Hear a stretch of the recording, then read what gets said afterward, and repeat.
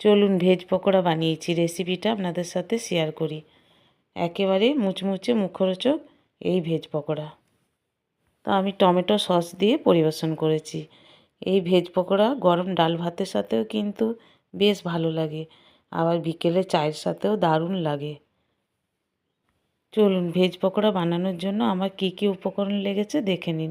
এখানে আমি কত রকমের সবজি নিয়েছি, বাঁধাকপি, ফুলকপি, গাজর, শিম, বিনস, ধনেপাতা, আর নিয়েছি একটু আদা বেশ বড় বড় করে কেটে নিয়েছি, কাঁচা লঙ্কা বড় বড় করে কেটে নিয়েছি।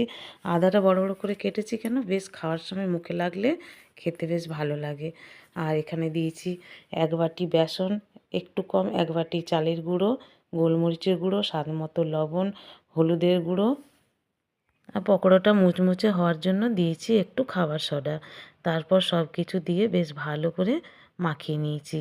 এরপর কড়াইয়ে বেশ কিছুটা সাদা তেল ভালো করে গরম করে গ্যাসের আঁচটা মিডিয়ামে রেখে পকোড়াগুলো ভাজার জন্য দিয়ে দিয়েছি, আর লাল করে ভেজে নিয়েছি।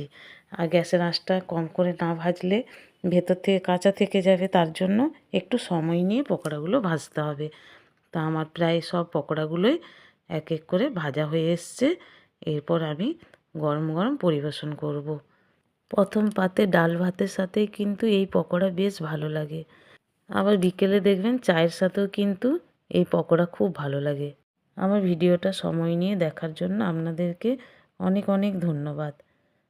আমার পাশে থাকার জন্য, সুন্দর সুন্দর কমেন্ট করার জন্য আপনাদেরকে অনেক অনেক ধন্যবাদ। তা আবার একটা নতুন রেসিপি নিয়ে আসবো। সবাই ভালো থাকবেন, সুস্থ থাকবেন। এখানেই রাখলাম, নমস্কার।